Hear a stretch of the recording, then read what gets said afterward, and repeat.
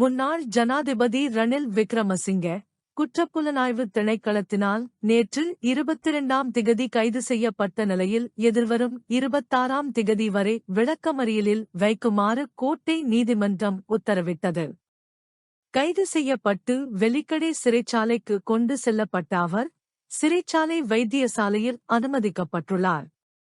முன்னாள் ஜனாதிபதி ரணில் விக்ரமசிங்க கைது செய்யப்பட்ட விடயம் சர்வதேச ரீதியில் பெரும் பரபரப்பை ஏற்படுத்தியுள்ளதுடன் இலங்கை அரசியல் வரலாற்றில் முதல் தடவையாக ஒரு நிறைவேற்று அதிகாரம் கொண்ட முன்னாள் ஜனாதிபதி ஒருவர் கைது செய்யப்பட்டு விளக்கமறியலுக்கு அனுப்பப்பட்ட சம்பவம் நீதித்துறையில் ஒரு வரலாற்று நிகழ்வாக பதிவாகியுள்ளது. வெளிநாட்டு பயணம் ஒன்றின் போது அரசாங்கத்தின் பணத்தை முறைகேடாக பயன்படுத்தியதாக குற்றம் சாட்டப்பட்டு முன்னாள் ஜனாதிபதி ரணில் விக்ரமசிங்க விசாரணை நடத்துவதற்காக அழைக்கப்பட்டிருந்த நிலையில் நேற்று மதியம் குற்றப்புலனாய்வு திணைக்களத்தினரால் கைது செய்யப்பட்டார்.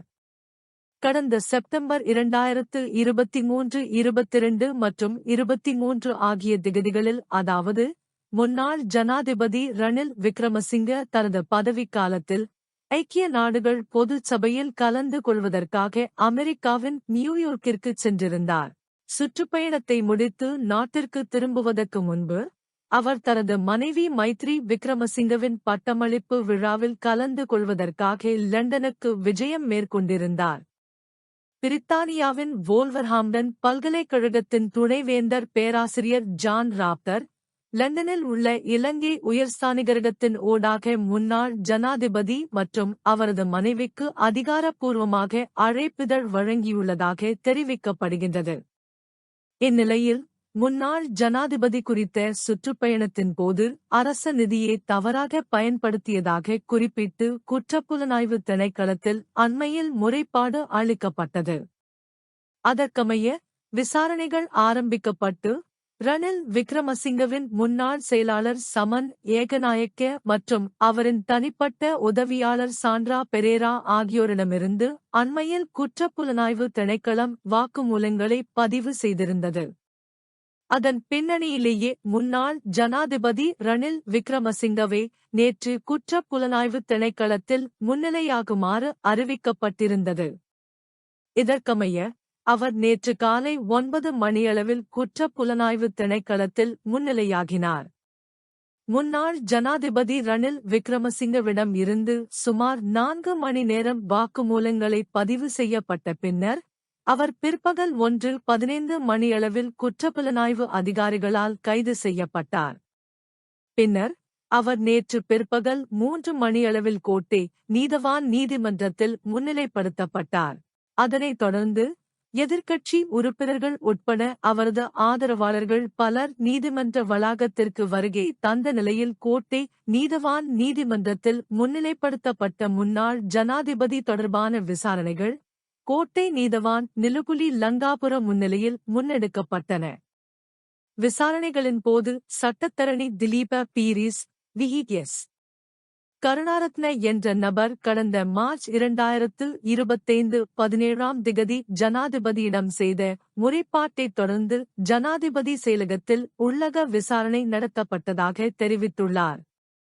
பிறகு மே 2025 23ஆம் திகதி ஜனாதிபதியின் செயலாளரால் போலீஸ் மாதிபரிடம் முறைப்பாடு அளிக்கப்பட்டதாகவும் முன்னாள் ஜனாதிபதி ரணில் விக்ரமசிங்க ஜனாதிபதியாக இருந்த காலத்தில் செப்டம்பர் 2023 காலப்பகுதியில் கியூபா மற்றும் அமெரிக்காவிற்கு உத்தியோகபூர்வ விஜயம் மேற்கொண்டுள்ளார் எனவும் கூறப்பட்டுள்ளது.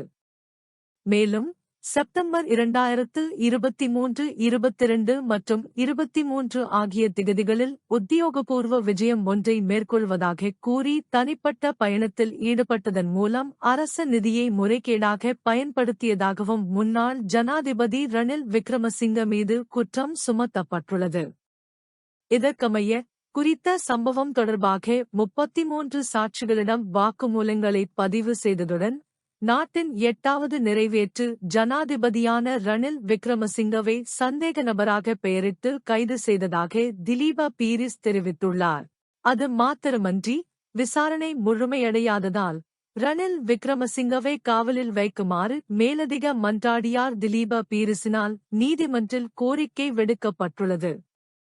எனினும் பிரதிவாதி சார்பில் முன்னிலையான ஜனாதிபதி சட்டத்தரணி அனுஜ பிரேமரத்ன சந்தேக நபரின் உடல்நிலை மற்றும் அவரது மனைவியின் உடல்நிலையை கருத்தில் கொண்டு அவரை பிணையில் அனுமதிக்குமாறு கோரியதுடன் பல்வேறு காரணங்களையும் முன்வைத்தார்.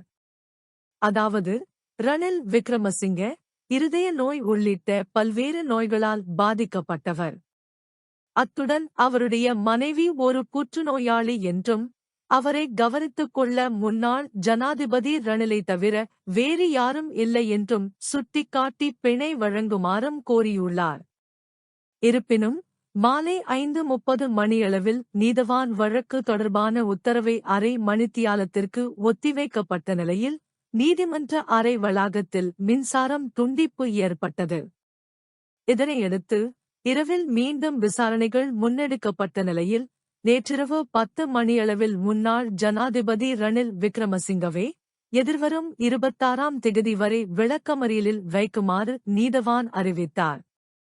இந்த தீர்ப்பின் போது பிணை வழங்குவதற்கு பாரதூரமான காரணங்களே கவனத்திற்கொள்ளப்படும் என்று குறிப்பிட்ட நீதிவான், பிரதிவாதியினது மனைவியின் உடல்நிலை இதற்கான காரணமாக அமையாது என்று சுட்டிக்காட்டியுள்ளார். அத்துடன் ரணிலின் மீது சுமத்தப்பட்டுள்ள குற்றச்சாட்டுக்கு இணங்க அவர் லண்டன் பயணத்தின் போது பயன்படுத்திய நிதி அரச நிதியல்ல என்பதை பிரதிவாதி தரப்பு நிரூபிக்கவில்லை என்றும் சுட்டிக்காட்டிய நிலையில் நீதிவான் பிணை கோரிக்கையை நிராகரித்தார். இதேவேளை இரவு 10 மணியளவில் தீர்ப்பு அறிவிக்கப்பட்ட பின்னர் வெலிக்கடை சிறைச்சாலைக்கு பலத்த பாதுகாப்புடன் அழைத்துச் செல்லப்பட்டார். அதன்போது நீதிமன்ற வளாகத்தில் இருந்த அவரின் ஆதரவாளர்கள் கடும் எதிர்ப்பு வெளியிட்டதுடன் நீதிமன்ற வளாகத்தில் மிகவும் பதற்றமான சூழ்நிலை ஏற்பட்டது. இந்நிலையில் பல அதிகாரிகள் குறித்த பகுதியில் குவிக்கப்பட்டதுடன் முன்னாள் ஜனாதிபதி மிக அதீத பாதுகாப்புடன் சிறைச்சாலைக்கு கொண்டு செல்லப்பட்ட நிலையில் இன்று அதிகாலை 12:22 மணியளவில் சிறைச்சாலை வைத்தியசாலையில் அனுமதிக்கப்பட்டார்.